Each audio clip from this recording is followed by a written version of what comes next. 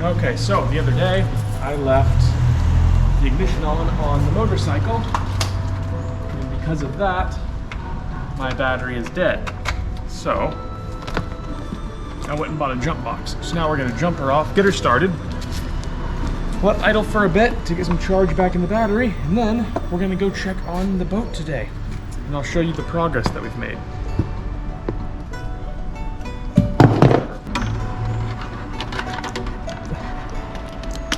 Not a lot of room in here, is there? It was on, but it was still in second.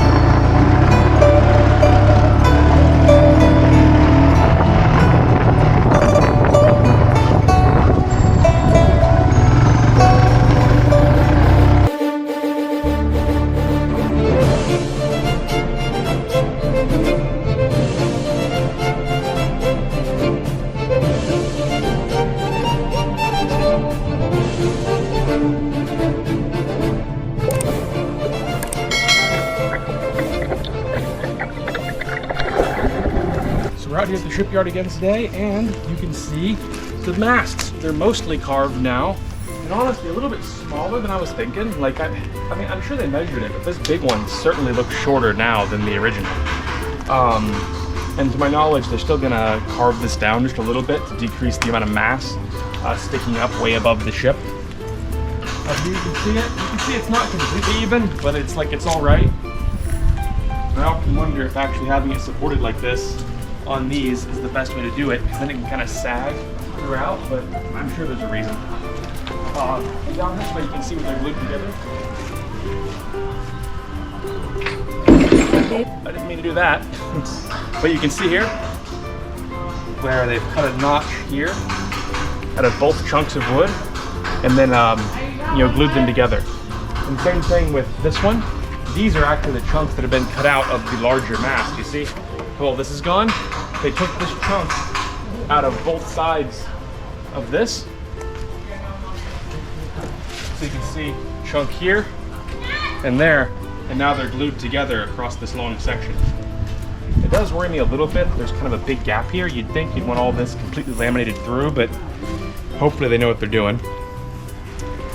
Let me lift this back up and get it back where it's supposed to be.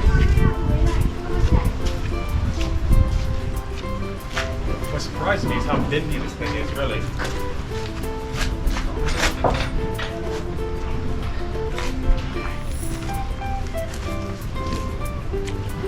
And that's also a downside. We were supposed to be building the front mast to work sort of like a junk rig where it's freestanding. But now they're saying they're just gonna do regular cables again, which sucks. I really wanted to junk rig the whole thing, but I keep being told I can't. And judging by how floppy this mast is, I'm thinking they probably used the wrong kind of wood to be capable of freestanding. So I'll have to have stays coming down to hold it in place like normal. But I'm excited to at least have this much progress, being able to look at the masts actually here. It's solid, it's good. It feels like progress. The downside is they're supposed to be doing more work on the fiberglass on the ship itself, but they need like 4 days of all dry sun to let all the water dry out of it and be able to do the fiberglass work. But at least every other day it keeps downpouring with tons and tons of rain, so I'm basically still just waiting. Wish me luck.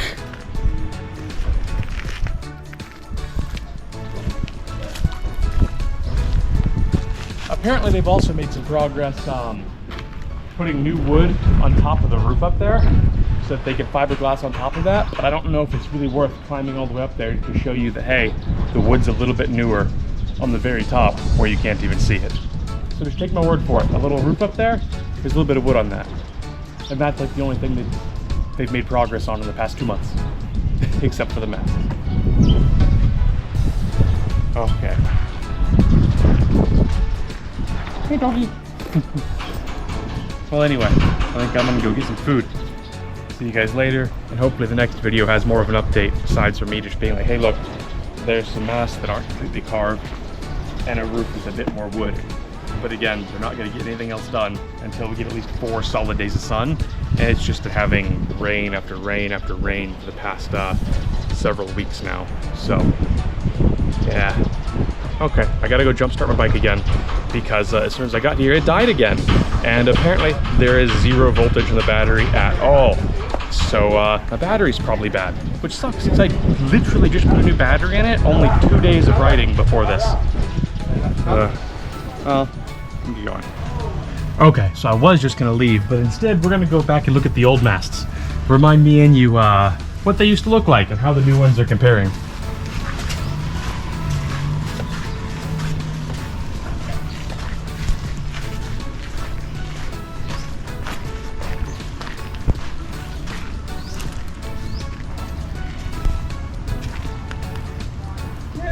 It is kind of big around. I think it's a little bit thinner than the new one, but not by a whole lot. It does look a bit longer though, I think, this one. Like from here all the way like that wall back there, it looks a little bit longer than the new one. And I certainly don't want it any shorter. Like the main sail previously is already smaller than it should be because of the deck height on the second floor, taking up so much of the travel where you can unfurl your sail.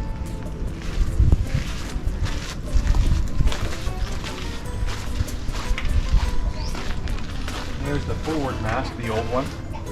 Pretty small. The forward mast actually doesn't look so bad. Might have been able to reuse that. And you can still see there's this steel casing that holds the 2 pieces together and goes right in front of the building section. So being 2 parts shouldn't matter that much because of that sealing it together. I don't know. I mean, I think they measured it, but this one looks a little bit longer to me than the new one. Not sure though. I think some of this wood back here is from my ship too. Well, yep, okay. Now I am gonna go get food. Look at this cool old falling apart ship. Looks neat, right? I wonder if we'll ever fix it. Okay. Like I said, now I am gonna go. So, bye. I'll see you next time. And as always, thanks for watching.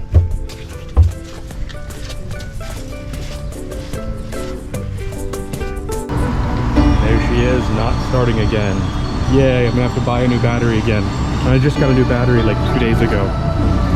Aren't bikes great? You let them get dead once and they get all sulfated or whatever.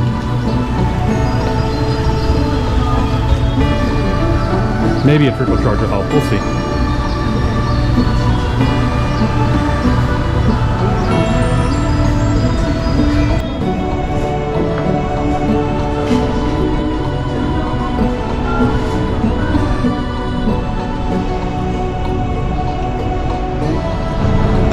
Here's my favorite little side repair shop. I'm dropping the bike off here. See if this guy can fix it. Hopefully he can.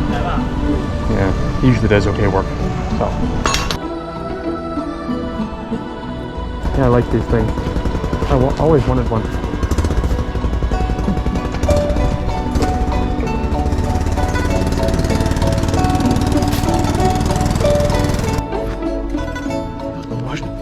So I'm here with a little tip. Check out this shirt. You see how you get 1, 2, 3, 4 buttons down? I've got this button here that's damaged and kind of breaking apart and it no longer fastens together. Well, on the bright side, button-up shirts typically always come with extra buttons. Up here you can see I've got 1, 2, 3 extra buttons up here. So we're just gonna cut one of those off and move it down here where it will be useful. There we go, it fell. Now that we have acquired our new button, we shall cut off the old button.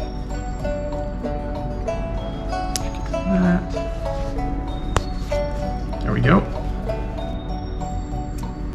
Move to sewing on the new one. Let's start by just threading it through the new button real quick.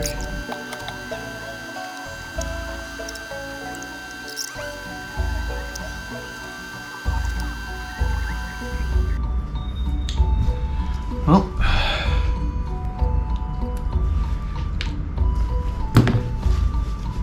as you can see, I haven't done the most elegant job ever, but I have indeed relocated one of the useless extra buttons they give you at the top of a shirt down to a more useful location lower on the shirt. So, a job well done.